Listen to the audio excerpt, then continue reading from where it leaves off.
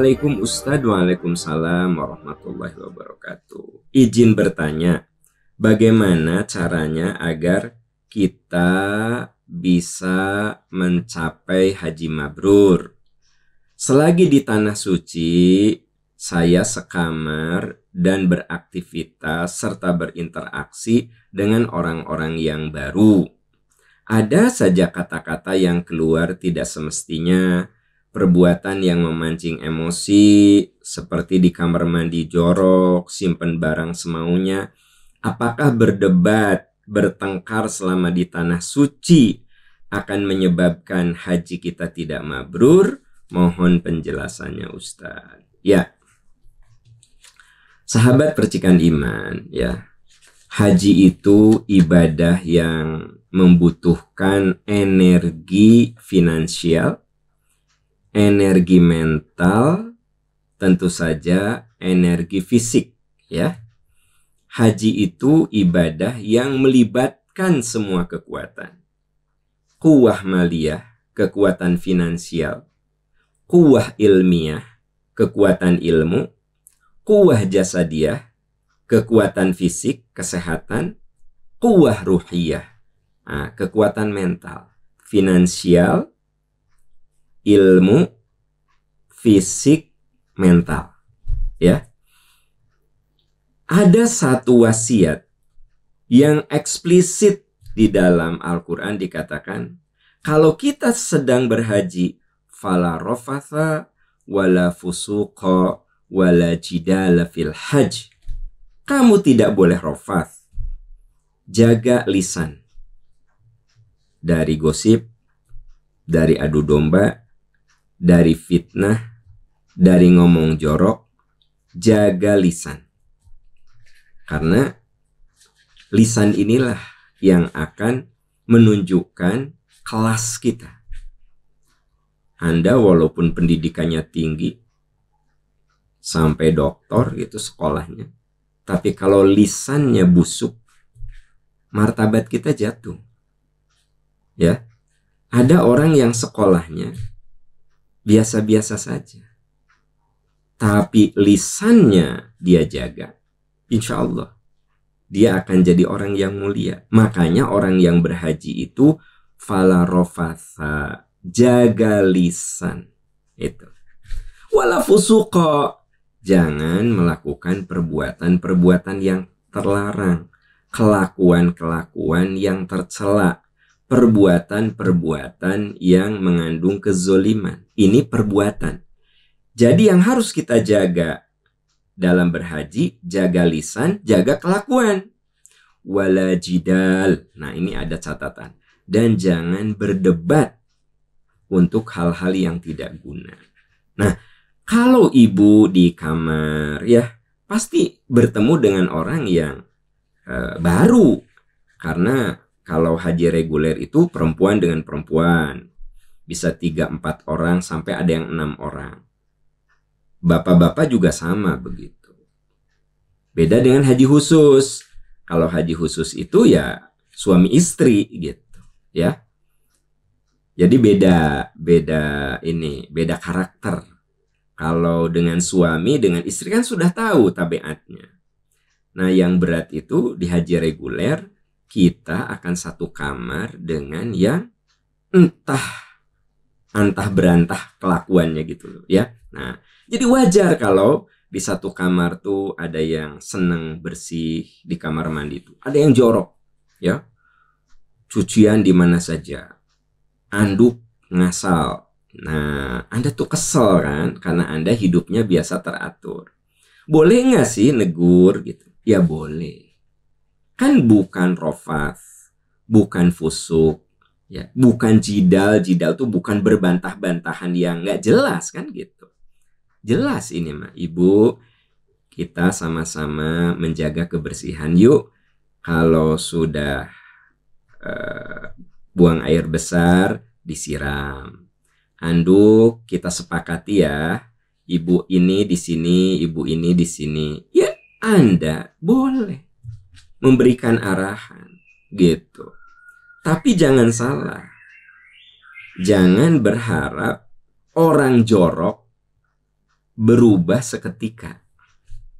Ibu udah ngomong tetap ya, nyimpen baju seenaknya, anduk semaunya, isi koper berantakan. Emang orang itu tabiatnya jorok. Maka ibu boleh memberitahu, tapi ibu harus siapkan mental bahwa Anda tidak bisa mengubah orang dalam 1 hari, dalam 1 minggu. Enggak bisa. Manusia itu terbentuk bahkan berpuluh tahun. Mungkin dari anak-anak dia itu hidupnya semberawut kan gitu. Nah, jadi apa? Disitulah kita butuh sabar. Jadi nasihat saya untuk Bapak Ibu yang berhaji nanti dengan teman satu kamar itu miliki tingkat kesabaran tingkat dewa. Kata anak-anak sekarang mah kesabaran tingkat dewa. Karena Anda belum tentu satu kamar dengan yang gaya hidupnya sama, pola hidupnya sama. Ya, jadi gimana atuh? Yaitu bagian dari ujian dari perjalanan ibadah. Nah, kalau Anda kadang berdebat, kadang berdiskusi dengan teman sekamar, apakah itu akan mengurangi nilai haji? Ya, selama niat kita baik, niat kita benar, niat kita untuk menjaga kebersihan, kemaslahatan, ya tidak apa-apa. Yang tidak boleh itu bermusuhan. Anda teh jadi ngamusuhan tah kasih ibu nu jorok teh. Nah, makanya Bapak Ibu calon jemaah haji, mari kita biasakan hidup yang sehat. Kalau kita sekamar dengan orang lain, sok simpen anduk pada tempatnya, cucian pada tempatnya, ya. Kemudian koper isinya itu dirapihkan selalu gitu. Hargai teman-teman kita. Nah, itu catatan bagi Bapak Ibu yang berhaji dan satu kamar tidak dengan pasangan hidupnya. Ya, ini seringkali memang jadi masalah gitu. Nah, itu yang harus dimiliki bagi sahabat-sahabat yang mau berhaji, akan berhaji ya. Sempurnakan haji kita dengan menjaga akhlak, jaga lisan, jaga perilaku, jaga pikiran, jaga hati, dan itu harus dibawa sampai Indonesia, sampai mati. Karena itu Nabi mengatakan al-hajjul mabrur laisalahu jazaun illal jannah. Tidak ada imbalan bagi haji mabrur kecuali surga. Haji mabrur yang mana? Yang dia jaga sampai akhir hayat. Ya. Ada yang mabrurnya cuma 40 hari. Pulang dari haji pakai hijab. Udah 40 hari dia lepas lagi. Ih, kok Mbak dilepas lagi? Ya kan sudah 40 hari. Berarti ada orang yang mabrurnya cuma 40 hari. Nah, yang dimaksud imbalan bagi haji mabrur itu surga kalau dijaga sampai mati, baru imbalannya surga. Kalau cuma 2-3 hari, ya, cuma seminggu, ya berarti mabrurnya cuma seminggu, ya gitu. Itu yang harus dicatat, difikirkan bagi Bapak Ibu yang mau berhaji ya. Karena haji itu yang mahal sekarang ini bukan sekedar kekuatan finansialnya, waktu. Kebayang gak sama Anda? Jemaah haji Jawa Barat itu kalau sekarang daftar itu baru berangkat 20 tahun ke depan. Ya enggak? Berarti yang mahal itu sekarang bukan hanya uangnya, tapi waktu itu yang paling mahal.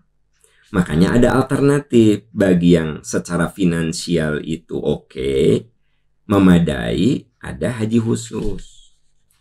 Nah, di percikan iman itu ada haji khusus. Nunggunya 5-7 tahun. Sekitar itulah. Bisa 5 tahun, bisa 7 tahun tergantung nanti jatah yang diberikan oleh pemerintah. Ya kan lumayan kan Bapak Ibu.